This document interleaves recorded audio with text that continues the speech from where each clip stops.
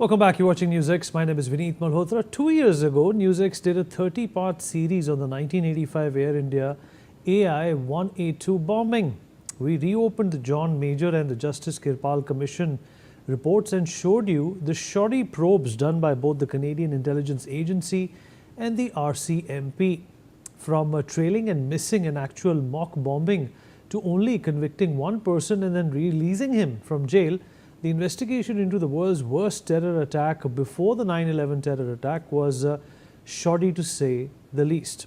And since our investigation, the Indian government has paid a tribute to the victims in the parliament. Canada finally accepted that they have found who Mr. X, the prime perpetrator, was. An Indian minister visited the memorial in Canada. Now, for the first time, Canadian Intelligence Agency has named and condemned Khalistani terrorists in this matter.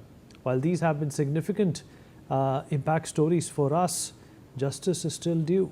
So here are the 5 demands we placed tonight. Demand 1, the only person convicted and released in 2017, Inderjeet Singh Rayat, must be rearrested immediately. Demand number 2, Canada must make identity of Mr. X public. The CSIS in 2025 revealed that they had identified the person. And demand 3, Canada must probe links of all Khalistani groups with the bombers. And demand 4, Kanishka case must be reopened and all perpetrators named to give victims some kind of a closure. And demand 5, India must make Kanishka memorial for all Kanishka bombing victims so the world never forgets. All right, Daniel Boardman, I beg your pardon, Canadian journalist, is joining us on the broadcast to talk about this. Daniel, appreciate you being here with us. You know, this has been a conversation in India for decades now. Even, so that some of us were not even born when this air crash happened. India has been talking about that this is something which the Khalistani terrorism modules have been responsible for, but no heed has been paid. In fact, the relationship between India got so sour at one point in time, especially under Justin Trudeau, that India had to pull a lot of diplomatic punches to make sure that Indian lives are respected and Indian emotions are taken care of. What do you make of Canada finally coming to terms with the fact that India was right all along? Well, it's not.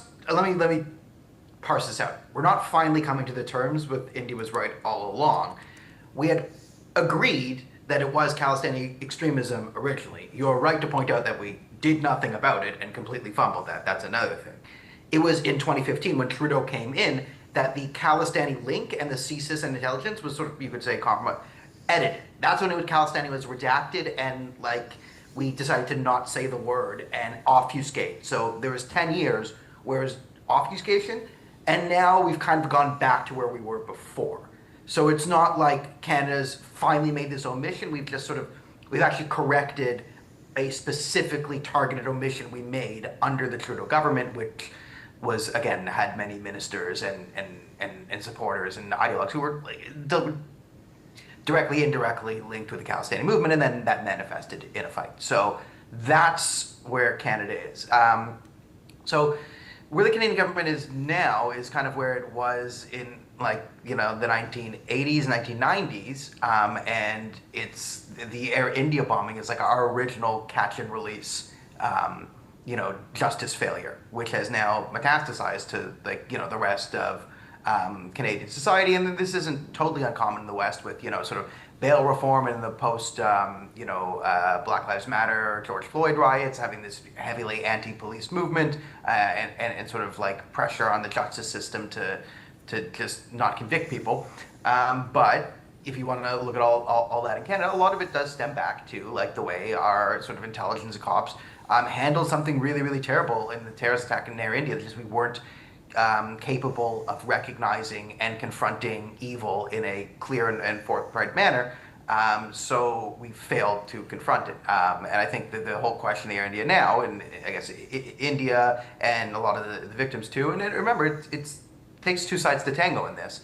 The Canadian government surely doesn't have a record worth the funding, but the Indian government's record on the Air India bombing and all that is not great either. It's not nothing. They're the ones who took out Devinder Parmar, so they get the bonus there. But there's one memorial that's I've been to. It's nearly impossible to reach. It's like inside a government building that you need clearance for, and it's like a plaque on a wall inside. That doesn't count. Canada's better memorials than that. We have them at least in a park, in public. It's a little bit out of the way, but it's there. I can get to it anytime I want. And there's another memorial out in front. So we've had this sort of cone of silence and fear around the Khalistani movement going back 40 years and 41 years now. And I think this has really debilitating effects on both governments. So the fact that I think you're now seeing more progress, which is willing to name it, right? If you can't name the problem, you cannot fix the problem. So the fact that the Canadian intelligence is now naming the problem again is good, right? You can't fix a problem if you can't name it. And the fact that the Indian government is getting a bit more comfortable to name it is also good. But if the Indian government wants, again, other governments to take Khalistan more seriously and push more brave and forthright manners towards confronting them, they should do that themselves and then ask people to follow the example. It's hard to ask someone of something of a country that you are too scared to do yourself because of the ghost of a terrorist organization 40 years old. And yes, they have children and some supporters out there. But again, this is why there's demand in India to be more, All right. Okay. Fair enough, Daniel. Good points that you have put in. Ambassador Bhaspati Mukherjee, former diplomat, is also with us on the program. Ambassador Mukherjee, do you think that, at the time of this crash, there was clear evidence indicating towards who was responsible for this? And as they say in Hollywood, vernacular, that there was a smoking gun, but the Canadian authorities chose to look away? Thank you, Vineet, for having me on your program. I have participated in the NewsX programs earlier when I think Trudeau was Prime Minister and he was not cooperating at all.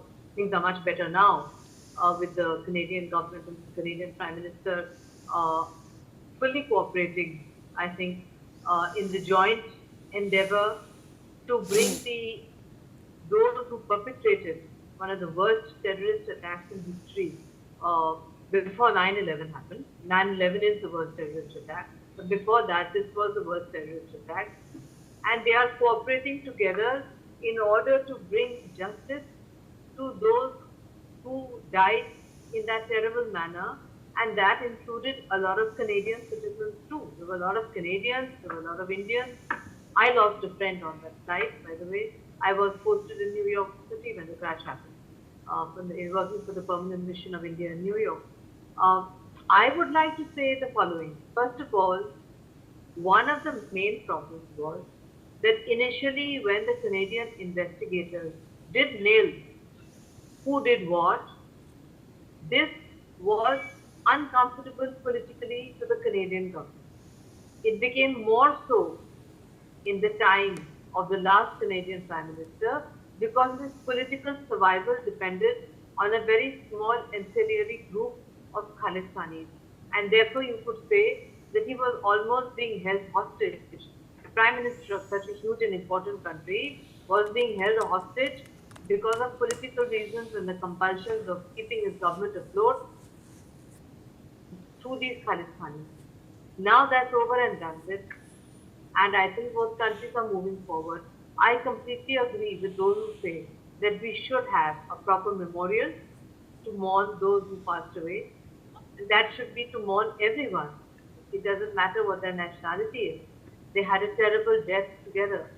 But at the same time, I am still waiting for a concluding chapter to this sorry episode where those who perpetrated the crime, some of them were wandering around. I remember in your NewsX sessions which we did, one or two, I think, are still very much around, and at that point of time, they were boasting that nobody can catch them.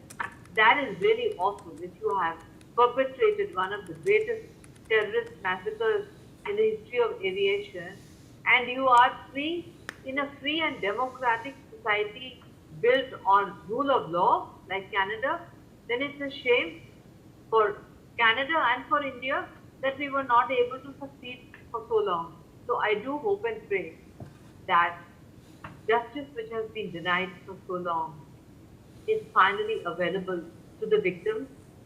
And once you do that, both countries can leave this chapter behind and move forward. And to do that, I definitely agree that we need to have a memorial. There is a memorial in Ireland, but one of my colleagues, a senior ambassador, who lost his sister-in-law in the plane crash, and who went for that, said that that is not a very large memorial. It's actually the place where the plane crashed. But we could do a much better one in India. And I hear from our Canadian colleagues there already is one in Canada, which is good to know. So we should definitely do that. But we should bring an end to this chapter because this chapter has dragged on for too long. From 1985, and I take note, Vineet, that you were not born in 1985. In 1985, I was first secretary PMI New York, so I was very much around. And I recall, in fact, the horror story unfolding when we heard about, maybe it was just about 1 hour later after the plane crashed, we heard in New York City that the flight has been down. It was a terrible shock, and it was a horrible memory to keep so many years, thinking that those who perpetrated it have got away with mass murder. I would call it genocide, because innocent people were massacred for no reason except for ideological hatred, which is a terrible thing. So many years after the World War II and the setting up of the UN. And let's not forget, there was no Trump and no MAGA base at that time. So there was, today everyone says, oh, it's because of Trump, it's because of MAGA. In 85, I can tell you, I was doing the Trump shuttle, New York to Boston and back. That was what Mr. Trump was. He had his shuttle and he had a casino in Atlantic City. That's it. I never ever thought he'd become the president. We can't blame it on Trump and the MAGA base. We have to blame Right, ma'am. those who were around at that time. Right, ma'am. You're absolutely right. Let me also rope in Mr. Sanjay Lazar. This is a very personal topic for him as well. He lost his family in the Air India crash in 1985. Sanjay, how are you looking at this admission by the Canadian government? Obviously, it is far away from any kind of a closure, but do you think it's a good start? Well, Uday, thank you for having me. Vinny, thank you for having me on your show. You know, it's like this. It's the worst kept secret in international history. Right from 1985, we always suspected it was the Babbar Khalsa International and the Khalistani Tiger Force that were behind this. In 86, at the first anniversary, it was discussed. The investigation began. Everybody knew who was involved. Some of them ran away from Canada during the period that the investigation began. But let me tell you, the Canadians were so slipshod. You know, you go before the bombing. The US Secret Service knew. They had infiltrated the group. They came and visited Talvinder Singh Parmar 10 days before the bombing. The FBI knew. They had broken into a ring in Chicago and in Los Angeles. The CIA knew about it. So CSIS knew about it. They were wiretapping them from the 8th of March to the 9th of June of 1985. They had hundreds of hours of wiretaps. So they knew what was going on. They followed the bombers, test firing a bomb in the woods in Duncan. So, and this was 8 or 10 days before the bombing itself, the aircraft going down. So it's not that this was a rabbit out of the hat. So what we've heard from the CSIS is what has been on record. Even if you look at Justice John Major's report, he talks about it. You look at the RCMP show cause and charge sheet before Justice Ian Josephson, it talks about this. The only thing is, because so many witnesses were killed, threatened, or who recanted, we could never hold those two people responsible or guilty in a criminal trial. And of course, there was a huge miscarriage of justice.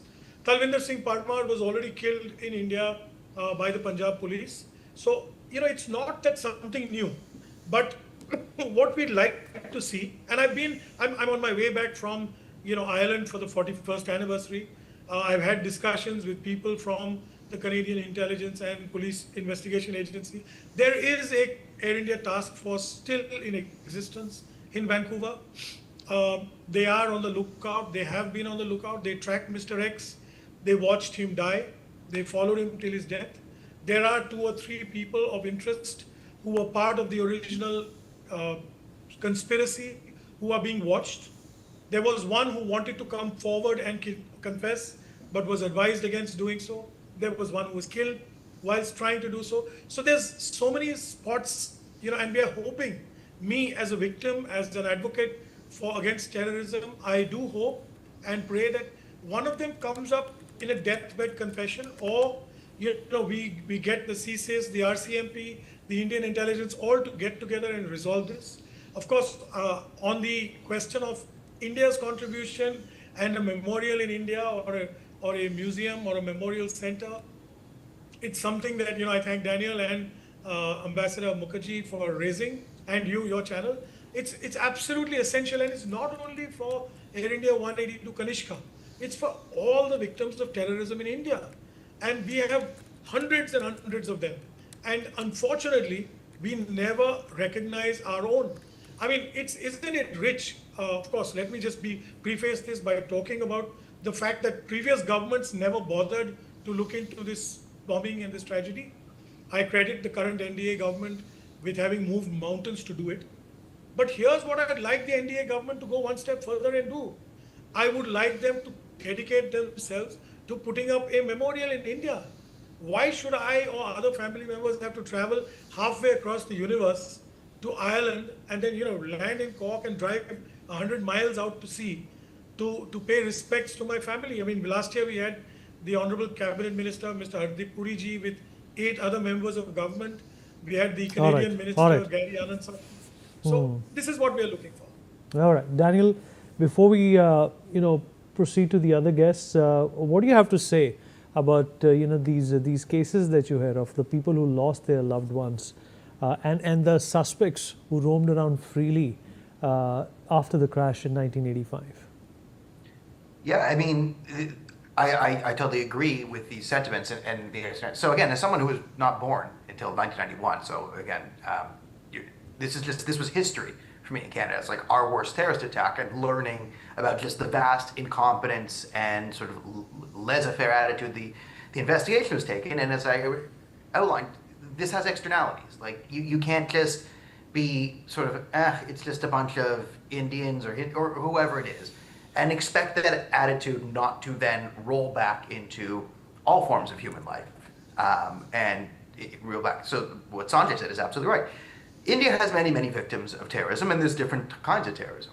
So the inability to publicly say, okay, we're going to mourn, and like we have to say, like the Khalistanis, Barbara Khalistan Tiger Force did this action, here's the memorial, and we're dealing with it, sort of enables and more terrorism. Because a lot of terrorists, again, run on fear and terror through different networks, whether it be Islamists, Khalistani, Tamil Tigers, whoever have Naxalites. You have many different forms of that. So when they sense fear or societal vulnerability, they're more empowered in their mindset to go out and push forward. So the purpose of serving justice and having memorials is actually intertwined, right, with public safety and functioning society. Because if you can sort of stand up and show that you can rise above these things, then this is a deterrence towards further terrorism. Because if societies can show,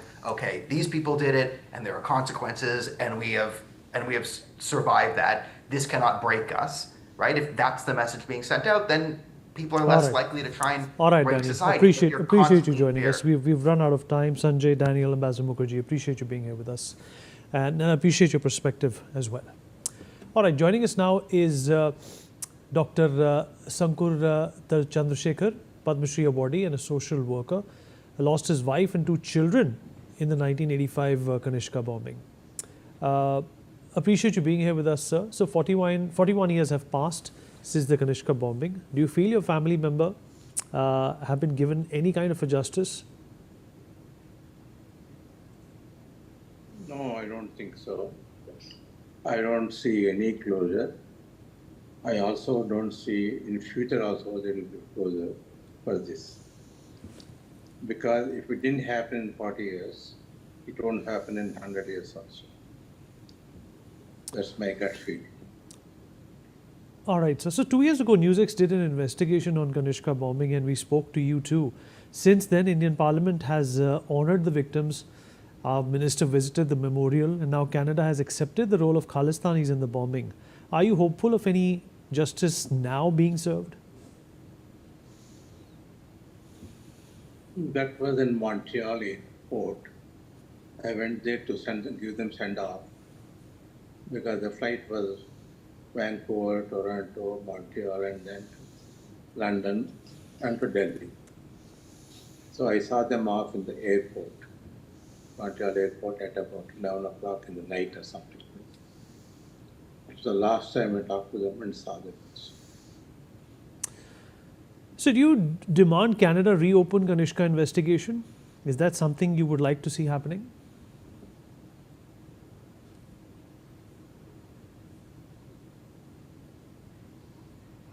I don't think, in my opinion, taking any action would change the things.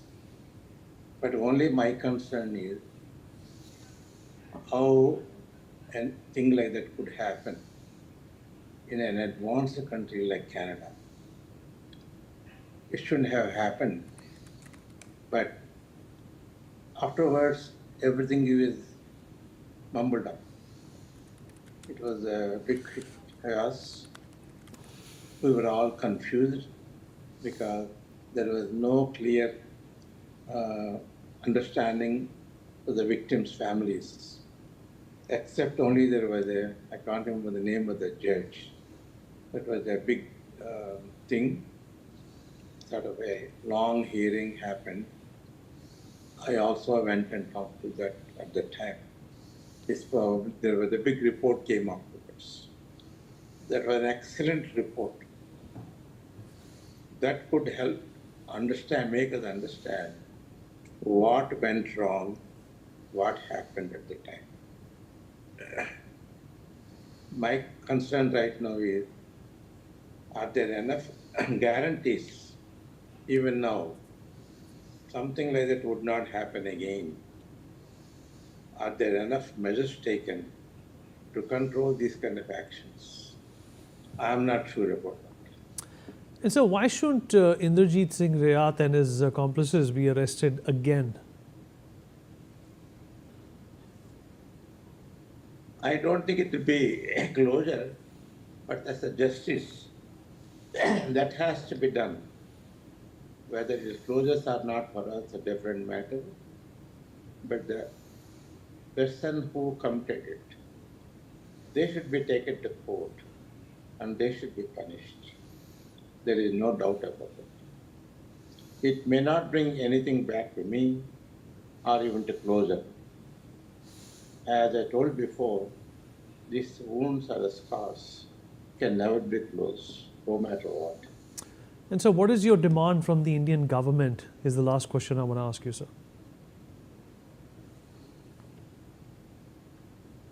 I wish Indian government also has done something about the victims,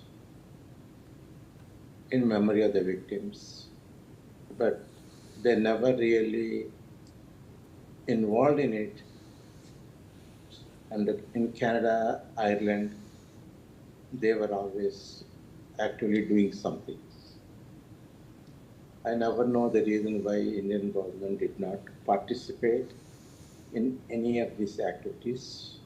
And this is the first time it's going to happen in India, organized by the Canadian High Commission and Irish Embassy.